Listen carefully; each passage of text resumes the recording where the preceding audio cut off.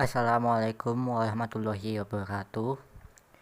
Perkenalkan, nama saya Muhammad Nazmi dari kelas 11 KAC, nomor absen 17. Di video ini saya ingin menjelaskan tentang pengertian koloid, jenis-jenis koloid, dan juga sifat-sifat dari koloid. Yang pertama yaitu apa itu koloid? Koloid adalah campuran heterogen dari dua zat atau lebih di mana partikel-partikel zat yang berukuran 1 hingga 1000 nm terdispersi atau tersebar merata dalam medium zat lain. Apa itu dispersi? Dispersi adalah penyebaran merata dari dua fase. Apa itu fase pendispersi dan juga apa itu fase terdispersi? Fase pendispersi adalah media atau medium zat yang tersebar, sedangkan fase terdispersi adalah zat yang tersebar.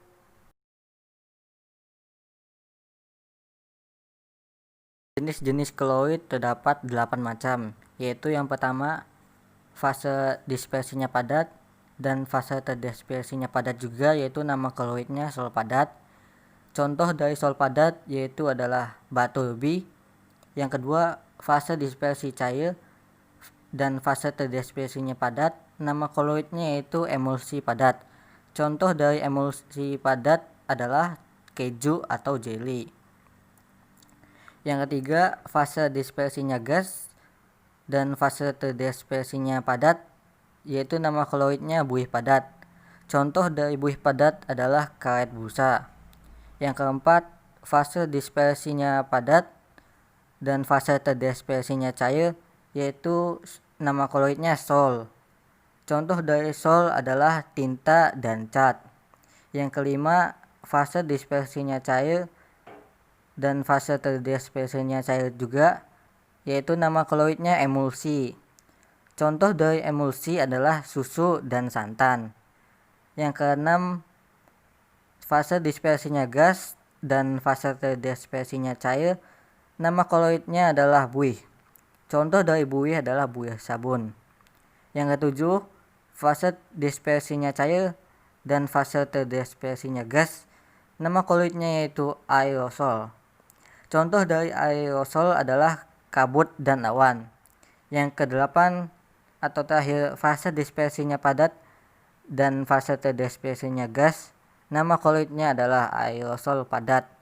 Contoh dari aerosol padat adalah asap dan debu. Sifat-sifat koloid ada 9 macam, yaitu yang pertama efek Tyndall, yang kedua gerak Brown, ketiga elektroforesis, yang keempat adsorpsi, yang kelima koagulasi, yang keenam koloid pelindung, yang ketujuh dialisis, yang kedelapan koloid liofil, dan yang kesembilan koloid liofob. Yang pertama yaitu efek Tyndall. Efek Tyndall adalah peristiwa penghamburan cahaya oleh partikel-partikel koloid. Efek Tyndall terjadi karena partikel koloid yang berupa ion atau molekul berukuran besar mampu menghamburkan cahaya yang diterima ke segala arah. Semakin besar ukuran dan konsentrasi partikel koloid, semakin besar juga efek dari Tyndall. Contoh dari efek Tyndall yaitu warna merah dan jingga di langit saat pagi atau sore hari, sorot lampu di suasana kabut dan malam hari, dan sorot lampu proyektor, debu yang tampak pagi hari. Berikut adalah contoh dari efek Tyndall. Yang kedua adalah gerak Brown. Gerak Brown adalah gerakan acak partikel koloid dalam medium pendispersinya. Gerak Brown terjadi karena tumbukan tidak seimbang antara partikel-partikel koloid. Gerak Brown bermanfaat untuk menjadikan koloid menjadi stabil dan pencegah pengendapan atau koagulasi. Contoh dari gerak Brown adalah gerak air ditambah susu dalam koloid. Berikut adalah contoh dari gerak Brown. Yang ketiga adalah elektroforesis.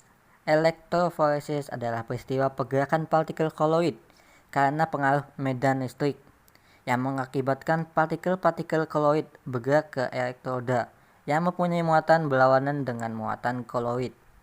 Contohnya yaitu lorong pabrik yang dipasangi lempeng logam bermuatan negatif dan mesin kotel.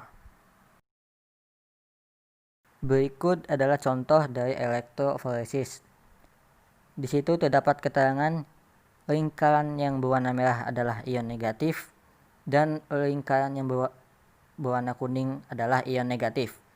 Jadi di situ hasilnya lingkaran yang berwarna kuning akan mengarah ke negatif dan lingkaran yang berwarna merah akan mengarah ke positif. Yang keempat adalah adsorpsi. Adsorpsi adalah proses penyerapan suatu partikel zat berupa ion, atom, ataupun molekul pada permukaan zat lain. Adsorpsi mengakibatkan partikel koloid menjadi bermuatan sejenis dan partikel-partikel koloid tersebut saling berjauhan sehingga tidak terjadinya penggumpalan atau koagulasi. Contoh dari adsorpsi adalah pemisahan mineral logam dari bijinya. Yang kedua, mandi atau membersihkan badan. Penjernihan air tebu pada proses pembuatan gula pasir. Berikut contoh dari adsorpsi. Yang kelima adalah koagulasi. Koagulasi adalah peristiwa pengendapan partikel-partikel koloid sehingga fase terdispersi terpisah dari medium pendispersinya, alias tidak menyatu.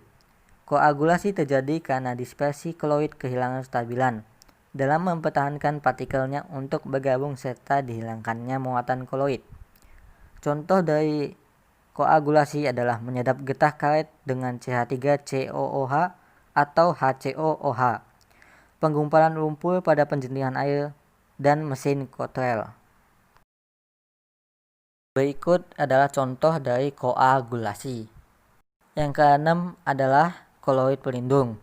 Koloid pelindung adalah koloid yang dapat melindungi koloid lain agar tidak terjadi koagulasi.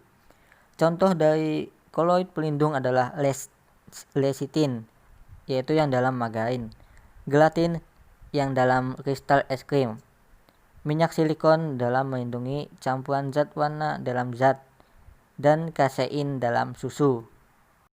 Yang ketujuh adalah dialisis. Dialisis adalah sifat koloid untuk mengurangi ion-ion pengganggu dengan tidak membuat koloid bersentuhan dalam air dan tetap berada di kantong semi-permeable. Contoh dari dialisis adalah hemodialisis pada penderita gagal ginjal.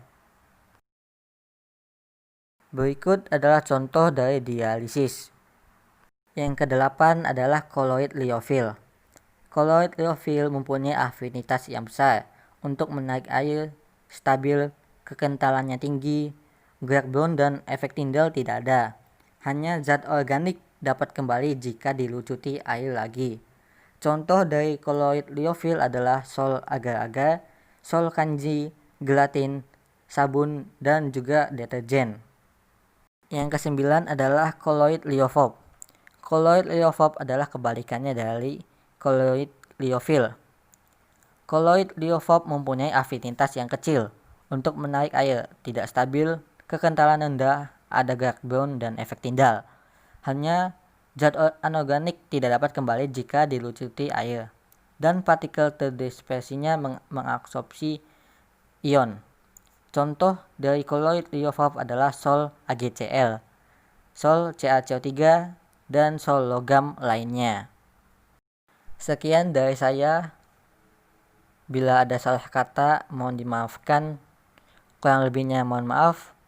Wassalamualaikum warahmatullahi wabarakatuh.